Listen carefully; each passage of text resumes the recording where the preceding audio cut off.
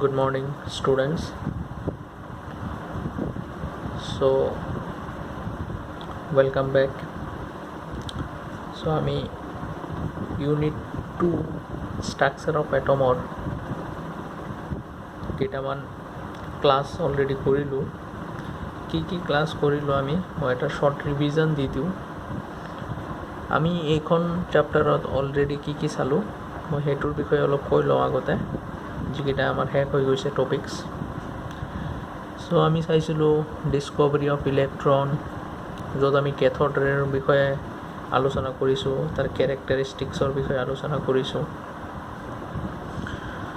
এক্সপেৰিমেণ্টটো চাইছিলোঁ আমি।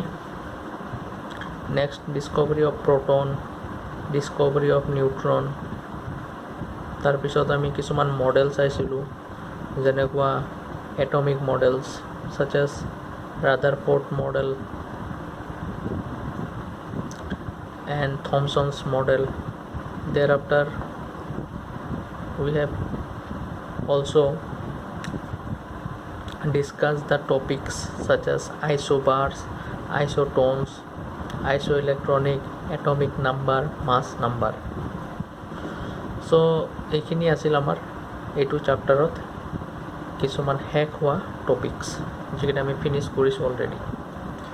এতিয়া আমাৰ নেক্সট টপিকটো আমি আৰম্ভ কৰিম, যোনটো সেইটো হৈছে ব'ৰ্ডছ এটমিক মডেল নাইবা ব'ৰ্ডছ মডেল অফ এটম। চ' এতিয়া আমি আৰম্ভ কৰিব বিচাৰিছোঁ ব'ৰ্ডছ মডেল অফ এটম। কিন্তু কথা হ'ল, ব'ৰ্ডছ মডেল অফ এটম নাইবা ব'ৰ্ডছ এটমিক মডেল পঢ়িব হ'লে কিছুমান বস্তুৰ বিষয়ে আমি প্ৰথমে জানি ল'ব লাগিব। চ' সেইকাৰণে আজিৰ যোনটো টপিকছ হৈছে ডেভেলপমেণ্টছ লিডিং টু দি ব'ৰ্ডছ মডেল। এতিয়া ব'ৰ মডেল অফ এটমৰটো আমি আলোচনা কৰিম, কিন্তু ব'ৰ্ডছ মডেল অফ এটমক আলোচনা কৰিব যাওঁতে কিছুমান বস্তুৰ বিষয়ে আমি পৰিচয় হৈ ল'ব লাগিব, বা কেনেকৈ ব'ৰ্ডছ মডেল অফ এটমটো ডেভেলপ হ'ল তাৰ বিষয়ে আমি জানি লওঁ। ঠিক আছে। চ' ৰাদাৰফৰ্ডছ এটমিক মডেলটোক ইম্প্ৰুভ কৰা হ'ল, কাৰণ ৰাদাৰফৰ্ডছ এটমিক মডেলত কিছুমান ড্ৰবেকছ আহিল। চ' আকৌ বিভিন্ন ধৰণৰ চাইণ্টিষ্টে কি কৰিলে, কিছুমান ইম্প্ৰুভমেণ্ট বিচাৰিলে যে ৰাদাৰফৰ্ডছ এটমিক মডেলটো কিছুমান ড্ৰবেকছ নাইবা লিমিটেশ্যন আছিল, সেইকাৰণে সিহঁতে কিছুমান নতুন কনচেপ্ট আনিলে, ধাৰণা আনিলে। তাৰে ভিতৰত হৈছে যে ইলেক্ট্ৰমেগনেটিক ৰেডিয়েশ্যনবোৰ কেতিয়াবা ৱেভ নেচাৰ হিচাপে কাম কৰে, ইলেক্ট্ৰমেগনেটিক ৰেডিয়েশ্যন কেতিয়াবা পাৰ্টিকেল নেচাৰ হিচাপে কাম কৰে। এতিয়া কথা হ'ল, ইলেক্ট্ৰমেগনেটিক ৰেডিয়েশ্যন মানে কি? এতিয়া শুনা, পোহৰ এটা ইলেক্ট্ৰমেগনেটিক ৰেডিয়েশ্যন, এক্সৰে এটা ইলেক্ট্ৰমেগনেটিক ৰেডিয়েশ্যন। ইলেক্ট্ৰ মানে ইলেক্ট্ৰিক কাৰেণ্ট আছে, মেগনেটিক মানে জানে মেগনেটো আছে, ৰেডিয়েশ্যন মানে বিকিৰণ বুলি কোৱা হয়। ৰেডিয়েশ্যন মানে পোহৰ এটা ৰেডিয়েশ্যন, এক্সৰে, গামাৰে, আলফাৰে, যিমানবোৰ তৰংগ বা ৰে আছে, আমি ক'ব পাৰোঁ তৰংগ নহয় আচলতে ৰে আছে, যিমানবোৰ গোটেইকেইটাক একেলগে ৰেডিয়েশ্যন বুলি কোৱা হয়। আৰু সেই ৰেডিয়েশ্যনবোৰত কি থাকিব?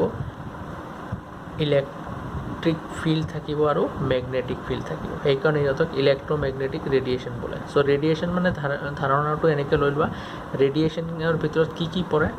ৰেডিয়েশ্যন মানে পোহৰ হ'ব পাৰে, এক্সৰে হ'ব পাৰে, গামা ৰে, আলফা ৰে, যিমানবোৰ ৰে আছে চবকেইটাক মিলি একেলগে ৰেডিয়েশ্যন বুলি ক'ব পাৰোঁ। সেই ৰেডিয়েশ্যনবোৰত কি থাকে? ইলেক্ট্ৰিক ফিল্ড থাকে আৰু মেগনেটিক ফিল্ড থাকে। ঠিক আছে। চ' সেইকাৰণে সিহঁতক ইলেক্ট্ৰমেগনেটিক ৰেডিয়েশ্যন বুলি কোৱা হয়। জাষ্ট তোমালোকে আইডিয়াটো লৈ লোৱা। এতিয়া এই ইলেক্ট্ৰমেগনেটিক ৰেডিয়েশ্যনটো কেতিয়াবা তৰংগৰ নিচিনা কাম কৰে। It works like a wave nature. ঠিক আছে, ৱেভ এনেকৈ ৱেভ নেচাৰ হিচাপে কাম কৰে। কেতিয়াবা সেই ইলেক্ট্ৰমেগনেটিক ৰেডিয়েশ্যনটো পাৰ্টিকেলৰ নিচিনা কাম কৰে। চাপ'জ দানা গুটি এনেকৈ আমি ক'ব পাৰোঁ পাৰ্টিকেলৰ নিচিনা কাম কৰে। চাপ'জ এনেকৈ এটা, দুটা, তিনিটা, চাৰিটা, লাড্ডুৰ নিচিনা, এটা লাড্ডু সৰু সৰু তেনেকৈ কাম কৰে। চ' প্ৰথমে আমি চাই লওঁ ৱেভ নেচাৰ অফ ইলেক্ট্ৰমেগনেটিক ৰেডিয়েশ্যনটো। ঠিক আছে। So wave nature of electromagnetic ৰেডিয়েশ্যনটো আচলতে জেমছ মেক্সৱেল নামৰ চাইণ্টিষ্টে 1870 তেওঁ এটা থিয়ৰী আগবঢ়াইছিল ইলেক্ট্ৰমেগনেটিক ৱেভ থিয়ৰী বুলি। তেওঁ কি ক'লে, মেক্সৱেলে ছাজেষ্ট কৰিলে যে যেতিয়া এটা চাৰ্জ পাৰ্টিকেল মুভ কৰে, যেতিয়া এটা চাৰ্জ পাৰ্টিকেল ধৰি লোৱা চাৰ্জ পাৰ্টিকেল মুভ কৰি আছে, সেই চাৰ্জ পাৰ্টিকেলটো যেতিয়া মুভ কৰে তাৰ লগত ইলেক্ট্ৰিক ফিল্ড আৰু মেগনেটিক ফিল্ডো মুভ কৰে। কেনেকৈ? তৰংগৰ নিচিনা। মই তোমাক ডায়েগ্ৰামটো দেখাই দিওঁ, এইটো চোৱা, ইয়াতে অলপ আইডিয়াটো পাই ল'বা। ধৰি লোৱা ইয়াত 3টা এক্সিছ আছে, x axis, Y axis, Z axis, 3 dimensional হয়। চ' যেতিয়া এটা চাৰ্জ পাৰ্টিকেল এক্স ডাইৰেকশ্যনত মুভ কৰিব, তেতিয়া ৱাই ডাইৰেকশ্যনত তোমাৰ ইলেক্ট্ৰিক ফিল্ড আৰু জেড ডাইৰেকশ্যনত তোমাৰ মেগনেটিক ফিল্ডটো মুভ কৰিব, আৰু সিহঁতৰ মাজত এংগেল কিমান হ'ব? 90 ডিগ্ৰী। মন থাকিব, মেক্সৱেলে কৈছে যে যেতিয়া এটা চাৰ্জ পাৰ্টিকেল মুভ কৰে তেতিয়া ইলেক্ট্ৰিক ফিল্ড আৰু মেগনেটিক ফিল্ডটো সেই চাৰ্জ পাৰ্টিকেলৰ লগত মুভ কৰে। ঠিক আছে? কেনেকৈ? তৰংগৰ নিচিনা, ৱেভৰ নিচিনা। এইটো চোৱা, electric field and magnetic fields are moving just like wave. So' এইটোৱে আমাৰ কোনে কৈছিল? মেক্সৱেলে ছাজেষ্ট কৰিলে in the form of waves, আৰু তাকে কি বুলি কোৱা হয়? ইলেক্ট্ৰমেগনেটিক ৱেভছ নাইবা ইলেক্ট্ৰমেগনেটিক ৰেডিয়েশ্যন। চ' ৰেডিয়েশ্যনবোৰ কি ৰেডিয়েশ্যনবোৰ কি হিচাপে কাম কৰিব পাৰে? তৰংগ, ৱেভৰ নিচিনা কাম কৰিব পাৰে। এইখিনি কথা কোনে ক'লে? মেক্সৱেলে কৈছিল, আৰু তেখেতে ইলেক্ট্ৰমেগনেটিক ৱেভ থিয়ৰীটো দিছিল। মন থাকিব, ইলেক্ট্ৰমেগনেটিক ৱেভ থিয়ৰীত কি মেক্সৱেলে কৈছে যে যেতিয়া when an electrical charge particle moves alternating মানে একফালে ইলেক্ট্ৰিক ফিল্ড আনফালে magnetic field are produced and they also move towards the charge particle, তাকে কোৱা হয় ইলেক্ট্ৰমেগনেটিক ৱেভছ নাইবা ইলেক্ট্ৰমেগনেটিক ৰেডিয়েশ্যন। তাৰমানে কি দেখা পালোঁ? ইলেক্ট্ৰমেগনেটিক ৰেডিয়েশ্যনবোৰে ৱেভৰ নিচিনা কাম কৰে। নেক্সট টপিক,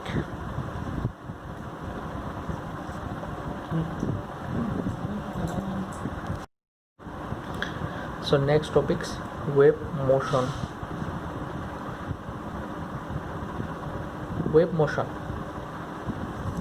so wave motionৰ বিষয়ে অলৰেডি তোমালোকৰ চাগে আইডিয়া আছেই যে ৱেভ কি? ৱেভ মানে তৰংগ। চ' চোৱা, য'ৰ পৰা তৰংগটো অৰিজিনেট হৈছে, wave may be defined as the disturbance. Wave কেতিয়া হয়? ছাপ'জ ধৰি লোৱা তুমি পুখুৰীত এটা শিলগুটি মাৰি দিছা, চ' পানীটো কেনেকৈ যায়? এনেকৈ ঢেউ যে কওঁ আমি, হয়নে? এনেকৈ ৱেভৰ নিচিনা কাম কৰে। চ' ঠিক তেনেকৈ যেতিয়া এটা ডিষ্টাৰবেঞ্চ য'ৰ পৰা আৰম্ভণিটো হয় আৰু আল্টাৰনেটিভ কি হয়? ক্ৰেষ্ট আৰু ট্ৰাফ ফৰ্ম হয়। এতিয়া চোৱা, ধৰি লৈছোঁ মই এইটো পইণ্টৰ পৰা ৱেভটো জেনেৰেট হ'ল। ঠিক আছে? চ' এবাৰ ওপৰত গৈছে, আকৌ তলফালে নামিছে, আকৌ ওপৰত গৈছে, আকৌ তলফালে নামিছে, ইয়াকে কি বুলি কোৱা হৈছে? ৱেভ ম'শ্যন, হয়নে? এনেকৈ গতি কৰি গৈ আছে নে নাই? চোৱাচোন, এনেকৈ গৈ আছে তৰংগটো। এতিয়া চোৱা, যেতিয়া ওপৰত যায়, মেক্সিমাম যেতিয়া ওপৰত গৈছে ডিছপ্লেচমেণ্টটো, ঠিক আছে, বুজি পাবানে? Waves may be define as the disturbance that originate from some vibrating source. ৱেভক আমি এনেকৈ ডিফাইন কৰিব পাৰোঁ য'ৰ পৰা ডিষ্টাৰবেঞ্চটো আৰম্ভ হৈছে, ইয়াৰ পৰা আৰম্ভ হৈছে, and travel towards a continuous sequence, আৰু গতি কৰি থাকে continuously, alternating crest and troughs as shown below'. Crest আৰু ট্ৰাফ কি আমি ডায়েগ্ৰামটোত বুজিলোঁ। চ' যেতিয়া এটা তৰংগ মেক্সিমাম ওপৰলৈকে যায় তাকে কোৱা হয় ক্ৰেষ্ট, CREST, ক্ৰেষ্ট। আৰু যেতিয়া সেই তৰংগটো মেক্সিমাম ডাউনৱাৰ্ড ডিছপ্লেচমেণ্ট কৰে তাক কোৱা হয় ট্ৰাফ। ইয়াতে চোৱা, দি পইণ্ট অফ মেক্সিমাম আপৱাৰ্ড, যিমানখিনি ওপৰলৈকে যাব সেইটো কোৱা হ'ব ক্ৰেষ্ট, আৰু যিমানখিনি তললৈ আহিব মেক্সিমাম তাক কোৱা হয় ট্ৰাফ, TROUGH, ট্ৰাফ। এইখিনি বুজি পালোঁ। ওপৰত যিমানখিনি যাব সেইটো কোৱা হয় ক্ৰেষ্ট, আৰু তলত যিমানখিনি যাব সেইখিনি কোৱা হয় ট্ৰাফ। ঠিক আছে? এতিয়া ইয়াতে কিছুমান বৈশিষ্ট্য আছে ৱেভ ম'শ্যনৰ, আমি সেইকেইটা বৈশিষ্ট্য চাম এতিয়া। চাই লওঁ কি কি আছে। Characteristics of waves. So' 17 number page হয়। The waves are characteristic in terms of their wave length, frequency, velocity and amplitude. So' এটা তৰংগক আমি কেনেকৈ এক্সপ্লেইন কৰিব পাৰোঁ? Through wave length, frequency, velocity and amplitude এতিয়া এম্প্লিটিউড কাক বুলি কোৱা হয় চোৱা যদি তুমি ইয়াত এটা এক্সিছ ড্ৰ কৰাৰ পিছত ইয়াৰ পৰা এই ক্ৰেষ্ট ওপৰতটো আছিল ক্ৰেষ্ট এই দূৰত্বখিনি এইখিনি কোৱা হয় এম্প্লিটিউড ঠিক আছে দিছ ইজ দ্য এম্প্লিটিউড ঠিক তেনেকৈ ইয়াতো এম্প্লিটিউড পাবা ইয়াতো এটা এম্প্লিটিউড পাবা ঠিক আছে নেক্সট আছে wavelength the distance between two adjacent crest and trough is called wavelength এতিয়া ৱেভলেন্থটো সাধাৰণতে লেমডাৰে বুজোৱা হয় চোৱা এই ক্ৰেষ্ট আৰু এই ক্ৰেষ্টৰ মাজৰ দূৰত্বকে কি বুলি কোৱা হৈছে লেমডা নাইবা এই ট্ৰাফ আৰু এই ট্ৰাফৰ মাজৰ দূৰত্বকে কি বুলি কোৱা হৈছে লেমডা মই পিকচাৰত দিয়ে দিছোঁ মনত ৰাখিবা এটা ক্ৰেষ্ট আৰু আনটো ক্ৰেষ্টৰ মাজৰ দূৰত্বকে কোৱা হয় লেমডা নাইবা ৱেভলেন্থ এটা ট্ৰাউ নাইবা আনটো ট্ৰাউৰ মাজৰ দূৰত্বকে কোৱা হয় কি ৱেভলেন্থ জেনেৰেলি ৱেভলেন্থবোৰ তোমালোকে আৰ্মষ্ট্ৰঙত পাবা আৰ্মষ্ট্ৰং ওৱান এৰ ওপৰত এটা বিন্দু থাকিলে তাক আৰ্মষ্ট্ৰং বুলি কোৱা হয় যাৰ মান হয় 10⁻⁻8 সেন্টিমিটাৰ নাইবা 10⁻⁻10 মিটাৰ এইটো মনত ৰাখিবা তোমালোকে অলৰেডি প্ৰিফিক্স সাফিক্স ফাৰ্ষ্ট লেচনত পাই আহিছা এতিয়া ফ্ৰিকুৱেঞ্চিটো কি হৈছে যে এটা নিৰ্দিষ্ট পইণ্টৰ মাজেৰে 1 ছেকেণ্ডত কিমানটা তৰংগ পাৰ হৈ গৈছে তাকে ফ্ৰিকুৱেঞ্চি বুলি কোৱা হয় it is defined as the number of waves that pass through a given point in 1 second এটা নিৰ্দিষ্ট পইণ্টৰ মাজেৰে এটা তৰংগ কেইবাৰ পাৰ হৈ গৈছে তাকে কি বুলি কোৱা হৈছে ফ্ৰিকুৱেঞ্চি আৰু ই কিহেৰে ডেনট নিউ এনেকৈ ভিৰ নিচিনা নিউ বুলি কোৱা হয় নিউ আৰু ইয়াৰ ইউনিটটো কি পাৰ ছেকেণ্ড ঠিক আছে ফ্ৰিকুৱেঞ্চিৰ ইউনিটটো পাৰ ছেকেণ্ড SI ইউনিটটো সাধাৰণতে হাৰ্টছ বুলি লিখা হয় HZ হাৰ্টছ পাৰ ছেকেণ্ড মানে হাৰ্টছ এজন চাইণ্টিষ্ট আছিল হেনৰিক হাৰ্টছ তেখেতৰ নামত এইটো দিয়া হৈছিল এতিয়া 1 হাৰ্টছ মানে কি 1 চাইকেল পাৰ ছেকেণ্ড এনেকৈ আমি বুজিব পাৰোঁ এতিয়া 1 চাইকেল পাৰ ছেকেণ্ড মানে কি A cycle is said to be completed when a wave consisting of a crest and trough passes through a point. So এটা নিৰ্দিষ্ট পইণ্টৰ মাজেৰে যদি এটা তৰংগ এটা ক্ৰেষ্ট আৰু ট্ৰাফ পাছ কৰি যায় তাকে কি বুলি কোৱা হয় এ চাইকেল বুলি কোৱা হয় চাপ'জ ধৰি লোৱা ইয়াতে এটা পইণ্ট আছে ঠিক আছে এই পইণ্টৰ মাজতে তৰংগটো এবাৰ এইটো ক্ৰেষ্ট আৰু এটা ট্ৰাফ ঠিক আছে চ' এটা চাইকেল মানে মনত ৰাখিবা যে ৱেভটো এটা ক্ৰেষ্ট আৰু ট্ৰাউ পাছ হৈ যোৱাৰ পিছতহে আমি তাক চাইকেল বুলি কওঁ ঠিক আছে মনত ৰাখিবা এই চাইকেল কেতিয়া কমপ্লিট বুলি কওঁ আমি যেতিয়া তৰংগটো এটা ক্ৰেষ্ট আৰু এটা ট্ৰাউৰ মাজেৰে পাৰ হৈ গৈছে ছাপ'জ এইটো ক্ৰেষ্ট আৰু এইটো ট্ৰাউ তেতিয়া আমি তাক কি বুলি ক'ম এইটো এটা চাইকেল ধৰি লোৱা এইটো কি এটা চাইকেল এইটো ক্ৰেষ্ট এটা আৰু এইটো কি trough so' this is a cycle next আছে velocity velocity it is the distance traveled by a wave in 1 second 1 ছেকেণ্ডত এটা তৰংগ কিমানখিনি ডিষ্টেঞ্চ মুভ কৰিব পাৰে বা ট্ৰেভেল কৰিব পাৰে তাকে আমি ভেল'চিটি বুলি ক'ব পাৰোঁ generally the velocity is denoted by c and the speed of wave is just like the speed of light which is 3 × 10⁸ meter per second you have to remember this value এই ভেলুটো মনত ৰাখিব লাগিব কাৰণ যেতিয়া আমি নিউমাৰিকেলছ বা অংক কৰিম তেতিয়া আমাক এইটো লাগিব নেক্সট আৰু এটা আছে ৱেভ নাম্বাৰ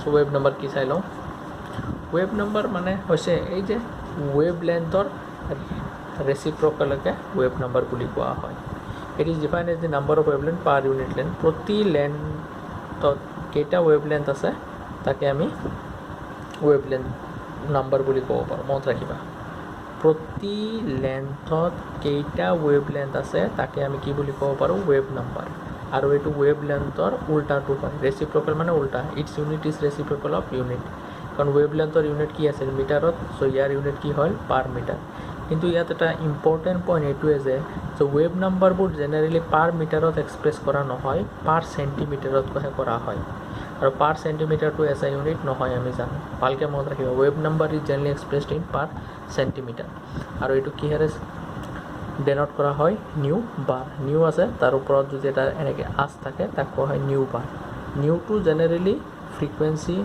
ডেনট কৰা হয় আৰু নিউ বাৰটো জেনেৰেলি ৱেভ নাম্বাৰ ডেনট কৰা হয়। নেক্সট, এতিয়া আমি কি শিকিলোঁ? ৱেভলেন্থ শিকিলোঁ, ৱেভ নাম্বাৰ শিকিলোঁ, ফ্ৰিকুৱেঞ্চি শিকিলোঁ এণ্ড ভেল'চিটি শিকিলোঁ। এতিয়া সিহঁতক গোটেইকেইটাক মিলাই কেইটামান আমাক ইকুৱেশ্যন আছে। অ'কে, দেৰ আৰ চাম equation consisting of wavelength, wave number, frequency and velocity, which we will be discussing here. So these equations are very helpful for numericals and for solving problems. এই ইকুৱেশ্যনবোৰ আমাৰ বহুত দৰকাৰী কিছুমান অংকৰ ক্ষেত্ৰত, যোনবিলাক আমি কৰিম।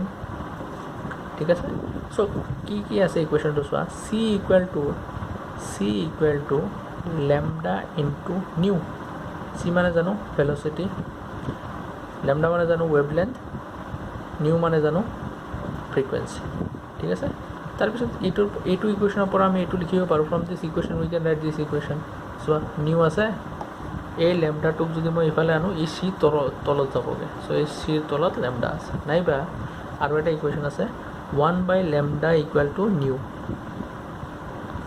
ঠিক আছে, 1/λ ইকুৱেল টু নিউ বাৰ। ঠিক আছে, এতিয়া চোৱা ফ্ৰিকুৱেঞ্চি মানে কি আছিল? ফ্ৰিকুৱেঞ্চি মানে c/λ আছিল। এতিয়া c/λ মানে কি? 1/λ, তাৰমানে c ইনটু 1/λৰ জেগাত আমি কি কৰিব পাৰোঁ? 1/নিউ কৰিছোঁ। এটা আৰু এটা বস্তু এনেকৈ লিখিব পাৰোঁ 1/λ equal to nu bar. Already লিখিছোঁৱে, মই আকৌ লিখি দিলোঁ। ঠিক আছে, চ' তোমালোকে এই ইকুৱেশ্যন মনত ৰাখিবা, এই ইকুৱেশ্যন মনত ৰাখিবা আৰু এই ইকুৱেশ্যন মনত ৰাখিবলৈ। এটা জানিলেই হ'ল, আনটো ওলাবই পাৰিবা। এতিয়া এই ইকুৱেশ্যনবোৰ কিয় জানিব লাগে চোৱা। কিছুমান নিউমাৰিকেলছ যদি আমি কৰোঁ, অংক যদি কৰোঁ, কেমেষ্ট্ৰিত কিন্তু এইটো লেচনৰ পৰা অংক আহে। তোমাক কি দিয়া আছে? The wavelength range of visible spectrum extends from violet to red, express this wavelength in frequencies. তোমাক কিছুমান ৱেভলেন্থ দিয়া আছে, সেই ৱেভলেন্থটো তুমি ফ্ৰিকুৱেঞ্চিলৈ কনভাৰ্ট কৰিব লাগে। এক্সপ্ৰেছ দিছ ৱেভলেন্থ, এই ৱেভলেন্থবোৰ ফ্ৰিকুৱেঞ্চিলৈ ৰূপান্তৰ কৰিব লাগে। তোমাক দিয়া আছে 1 নেনোমিটাৰ মানে 10⁻⁻৯ হ'ব দেই। এইটো +9 হৈ আছে, জেনেৰেলি এইটো -9 হ'ব। চ' 1 নেনোমিটাৰ ইজ 10⁻⁻৯ মিটাৰ। এতিয়া চোৱা, আমাক দিয়া আছে কি? Given wavelength of violet light. ভায়লেট লাইটৰ ৱেভলেন্থ কিমান দিয়া আছে? 400 নেনোমিটাৰ। তাৰমানে নেনোমিটাৰ ইকুৱেল টু কিমান হ'ব? 10⁻⁹ মিটাৰ। এতিয়া আমি ফ্ৰিকুৱেঞ্চিৰ এইয়া সূত্ৰটো, frequency is equal to what? Nu equal to c/λ। চিৰ মান কিমান? এইটোতো পোহৰৰ স্পীড যিমান, সেইটোৱে হৈছে ৱেভৰ ভেল'চিটি। চ' 3 × 10⁸ মিটাৰ পাৰ ছেকেণ্ড, 400 × 10⁻⁹ অংক কৰিলে আমি এইটো পাইছোঁ। ঠিক আছে, চ' এই মিটাৰ কেঞ্চেল হৈ যাব। পাৰ ছেকেণ্ড মানে হাৰ্টছ, চ' এইটোৰ ইউনিট কি হৈ গ'ল? হাৰ্টছ। চ' আমি জানো ফ্ৰিকুৱেঞ্চিৰ ইউনিট কি হয়? হাৰ্টছ হয়। ঠিক তেনেকৈ 2 নম্বৰ অংকটো কৰিছোঁ 750 দি, এনেকৈ কৰি ল'লে হ'ল। এইফালে আৰু এটা অংক আছে, calculate the wave number frequency of a yellow' radiation having wavelength. তোমাক ৱেভলেন্থ দিয়া আছে, কি ওলাব লাগে? ৱেভ নাম্বাৰ মানে নিউ বাৰ আৰু ফ্ৰিকুৱেঞ্চি মানে নিউ। ঠিক আছে, তোমাক ৱেভলেন্থ দিয়া আছে, ৱেভলেন্থটো তুমি আৰ্মষ্ট্ৰঙত দিয়া আছে। আৰ্মষ্ট্ৰং মানে কিমান? 10⁻⁻10 মিটাৰ, মিটাৰত লৈছে। তাৰপিছত কি? নিউ বাৰটো ওলাব লাগে, ৱেভ নাম্বাৰ। চ' জাষ্ট ফৰ্মুলাত পুট কৰি দিলেই হৈ গ'ল। চ' ইয়াত ইম্পৰ্টেণ্ট বস্তু মই কৈছিলোঁ চোৱা, এইটো কিহত ওলাইছে? পাৰ মিটাৰ। এইটো ওলাব লাগিব পাৰ চেণ্টিমিটাৰ, কাৰণ new bar is always calculated in per centimetre. ঠিক তেনেকৈ ফ্ৰিকুৱেঞ্চি ওলোৱাৰ পদ্ধতি কি? c/λ। চিৰ মান তুমি জানাই, লেমডাটো ইয়াত দিয়াই আছে, আৰ্মষ্ট্ৰঙত কনভাৰ্ট কৰি মিটাৰত লৈ লৈছে, এনেকৈ কৰি লৈছে। চ' অংক আমাক লাগিব।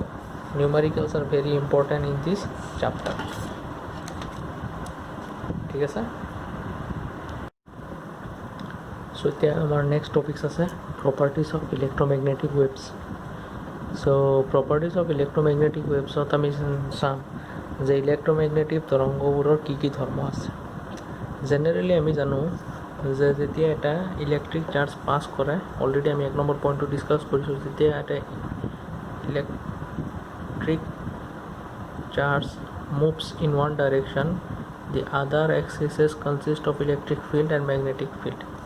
ঠিক আছে, চ' এটা ইলেক্ট্ৰিক চাৰ্জ যেতিয়া এটা, ছাপ'জ ধৰি লোৱা এক্স ডাইৰেকশ্যনত এটা চাৰ্জ এনেকৈ ৱেভ মোশ্যনত গৈ আছে, তাৰ লগে লগে এটা ইলেক্ট্ৰিক ফিল্ডো গৈ যাব আৰু এটা মেগনেটিক ফিল্ডো যাব, সেইটো দিয়া আছে।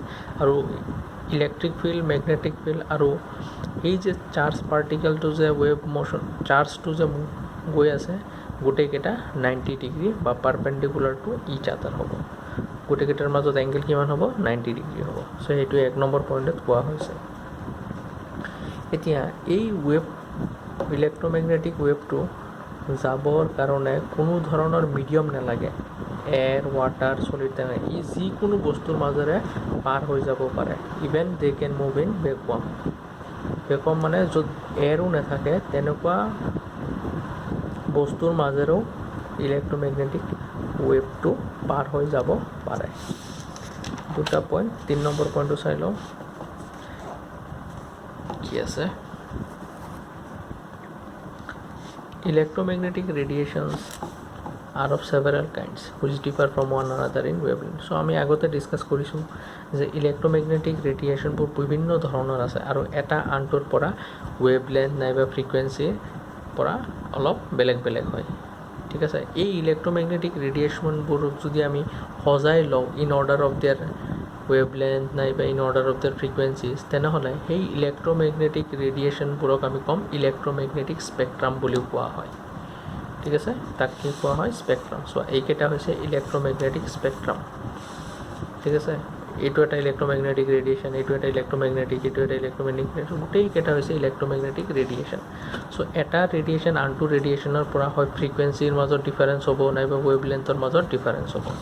এইকেইটা কোৱা হয় ইলেক্ট্ৰমেগনেটিক ৰেডিয়েশ্যনছ। একেলগে এইকেইটা কোৱা হয় ইলেক্ট্ৰমেগনেটিক স্পেক্ট্ৰাম। চ' ৰেডিঅ' ফ্ৰিকুৱেঞ্চি, এই আগৰ দিনত যে ৰেডিঅ'বোৰ আছিল, গান শুনিছিলোঁ যে, আজিকালিতো ৰেডিঅ' নাইয়ে বাৰু, চব মোবাইলতে হৈ গৈছে। চ' ৰেডিঅ' ফ্ৰিকুৱেঞ্চি এইটোকে কোৱা হয়। তাৰ ফ্ৰিকুৱেঞ্চি কিমান? 10⁵ to 10⁸ হাৰ্টছ। ৱেভলেন্থ কিমান? 10⁻², মানে 100 ৱেভলেন্থ হয়। জেনেৰেলি ছিগনেল ট্ৰেন্সমিশ্যনত ব্যৱহাৰ কৰা হয়। আজিকালি এই আৰ্মি বা তুমি মিলিটাৰীবিলাকেও ৰেডিঅ' ফ্ৰিকুৱেঞ্চি ব্যৱহাৰ কৰে। মাইক্ৰ'ৱেভৰ ফ্ৰিকুৱেঞ্চি হৈছে ইমান, ৱেভলেন্থ হৈছে ইমান। ৰেডাৰত ব্যৱহাৰ কৰা হয়। ৰেডাৰ জানাই এটা ইনষ্ট্ৰুমেণ্ট হয়, এনেকৈ পঠাই দিয়ে মাইক্ৰ'ৱেভ, ঘূৰি আহে। চ' তাকে ৰেডাৰ বুলি কোৱা হয়। ইমান ডিটেইলছত আমাক নালাগে বাৰু। ইনফ্ৰাৰেড, তাৰ ফ্ৰিকুৱেঞ্চি ইমান, ৱেভলেন্থ ইমান। এইটো হিটিং কৰাত ব্যৱহাৰ কৰা হয়। ভিজিবল যোনটো আমি চকুৰে চাব পাৰোঁ, যোনবিলাক ৱেভ আমি চাব পাৰোঁ, তেনেকুৱা ভিপছৰ বুলি তোমালোকে পাইছা হয়নে, যোনটো আমি খালী চকুৰে চাব পাৰোঁ, সেইটো ভিজিবল ৰেঞ্জত পৰে। আল্ট্ৰাভায়লেট ৰেজ, তাৰ ফ্ৰিকুৱেঞ্চি ইমান। এইটো আল্ট্ৰাভায়লেট ৰেজ দি কি কৰা হয়? জাৰ্মিচাইডেল লেম্প, যিবোৰ পোহৰৰ পৰা কিছুমান জাম যদি থাকে মাৰি পেলোৱা হয় থ্ৰু UV। এক্সৰে জানাই, এই ডক্টৰৰ তাত গ'লে যেতিয়া তোমাৰ কিবা এক্সিডেণ্ট, ফ্ৰেকচাৰ হ'লে আমি বনৰ কি কৰা হয়? এক্সৰে কৰা হয়। গামা ৰেজ, এইটো সাধাৰণতে কেঞ্চাৰ পেচেণ্টবিলাকক ট্ৰিটমেণ্ট কৰাৰ কাৰণে গামা ৰেজটো ব্যৱহাৰ কৰে। চ' এইবিলাক গোটেইকেইটাক একেলগে ইলেক্ট্ৰমেগনেটিক স্পেক্ট্ৰাম বুলি কোৱা হয়। আৰু প্ৰতিটোক আমি ক'ব পাৰোঁ দে আৰ ইলেক্ট্ৰমেগনেটিক ৰেডিয়েশ্যন। আৰু এই ৰেডিয়েশ্যনবোৰে দুটা ধৰ্ম দেখায়, এটা হৈছে ৱেভ ধৰ্ম আৰু এটা হৈছে পাৰ্টিকেল ধৰ্ম। আমি আলোচনা কৰি আছিলোঁ অনলি ইলেক্ট্ৰমেগনেটিক ৱেভছ, ঠিক আছে। পাৰ্টিকেলটো আমি পিছত চাম। এতিয়া চোৱা, যদি আমি ইনক্ৰিজিং অৰ্ডাৰ অফ ৱেভলেন্থক সিহঁতক সজাওঁ, চবতকৈ ৱেভলেন্থ কাৰ বেছি? ৰেডিঅ' ৱেভছ, তাৰপিছত মাইক্ৰ'ৱেভছ, তাৰপিছত আয়াৰ, এনেকৈ কমি কমি গৈ আছে। চবতকৈ কম কাৰ? কছমিক ৰেছৰ ৱেভলেন্থটো চবতকৈ কম। ভিজিবল স্পেক্ট্ৰাম যোনটো আমি চকুৰে দেখা পাওঁ, তাৰ ৱেভলেন্থ কিমান? 400 নেন'মিটাৰ to 750 নেন'মিটাৰ। এতিয়া ইলেক্ট্ৰমেগনেটিক ৱেভ থিয়ৰী যোনটো মেক্সৱেলে দিছে, তাৰে কিছুমান লিমিটেশ্যন আছে না, তাৰে কিছুমান ড্ৰবেকছ আহি গ'ল। কিয় আহিল চোৱা, ইলেক্ট্ৰমেগনেটিক ৱেভ থিয়ৰী দি আমি ফিজিক্সৰ দুটামান ফেন'মেনন, পৰিঘটনা ভালকৈ এক্সপ্লেইন কৰিব পাৰোঁ। ডিফ্ৰেকশ্যন আৰু ইণ্টাৰফাৰেঞ্চ, এইবিলাক কি হয় তোমালোকক এতিয়া নালাগে, ছেকেণ্ড ইয়াৰত ফিজিক্সত পাবা। চ' মনত ৰাখিলে হ'ল, ইলেক্ট্ৰমেগনেটিক ৱেভ থিয়ৰী দি আমি ফিজিক্সৰ কিছুমান পৰিঘটনা যেনেকুৱা ডিফ্ৰেকশ্যন আৰু ইণ্টাৰফাৰেঞ্চ ভালকৈ এক্সপ্লেইন কৰিব পাৰোঁ। কিন্তু আৰু কিছুমান পৰিঘটনা আছে যিবিলাক আমি এক্সপ্লেইন কৰিব নোৱাৰোঁ যেতিয়া আমি ইলেক্ট্ৰমেগনেটিক ৰেডিয়েশ্যনটোক ৱেভ হিচাপে লওঁ। সেইকেইটা কি কি চোৱা, 4টা আছে। প্ৰথম কথা হ'ল ব্লেক বডি ৰেডিয়েশ্যন। এইটোৰ বিষয়ে আমি ভালকৈ আলোচনা কৰিম, এইটো লেচনতে আছে। নেক্সট আছে ejection of electron from metal surface when radiation strikes it, photo electric effect, এইটো লেচনত আছে, অলপ পিছতে আমি আলোচনা কৰিম। Variation of heat capacity of solid as a function of temperature, এইটো আমাক নালাগে বাৰু, এইটো হায়াৰ ক্লাছৰ কাৰণে হয়, যে ডিগ্ৰী বা মাষ্টাৰ ডিগ্ৰীৰ কাৰণে এইটো হয়। 4 নম্বৰ পইণ্ট হৈছে line spectra of atoms with special reference to hydrogen. So' এইটো আমাক লাগিব, এইটো আমি পঢ়িম, 2 নম্বৰটো পঢ়িম আৰু 1 নম্বৰটো পঢ়িম। 3 নম্বৰটো আমাক নালাগে, খালি পইণ্টটো জানিলেই হ'ল যে কিছুমান গোটা বস্তু, ছলিড মানেতো জানাই গোটা, চ' টেম্পাৰেচাৰ যদি আমি এবাৰ কমাই দিওঁ বা বঢ়াই দিওঁ, চ' তাৰ পৰা হিট কেপাচিটি এটা ফেন'মেনন হয়, পৰিঘটনা হয়, সেইটো কি হয়, বেলেগ বেলেগ হয়। চাপ'জ এই কলম এটা ছলিড বস্তু হয়নে, তুমি ইয়াক উষ্ণতা এবাৰ বহুত বেছি দিছা, তেতিয়া ইয়াৰ পৰা হিট কেপাচিটিটো বেলেগ হ'ব, অলপ কমাই দিছা তেতিয়া বেলেগ হ'ব, ভেৰিয়েশ্যন মানে চেঞ্জ। চ' ইয়াৰ বিষয়ে ইমান ডিটেইলছ আমি নপঢ়োঁ, আমি 1 নম্বৰ 2 নম্বৰ আৰু 4 নম্বৰৰ বিষয়ে ভালকৈ এইটো চেপ্টাৰত আছে আমি আলোচনা কৰিম। ব্লেক বডি ৰেডিয়েশ্যন কাক কয়, ফটো ইলেক্ট্ৰিক ইফেক্ট কাক কয়, line spectra of atoms with special reference to hydrogen কাক কয়, we will be discussing in this chapter. এইকেইটা বস্তু, এই 4টা পইণ্ট ইলেক্ট্ৰমেগনেটিক ৰেডিয়েশ্যনটো যেতিয়া ৱেভ থিয়ৰী দি আমি এক্সপ্লেইন কৰিব নোৱাৰোঁ। এইকেইটা হৈছে limitation of electromagnetic radiation wave theory. ঠিক আছে, চ' আজি ইয়াতে থাকক, থেংক ইউ।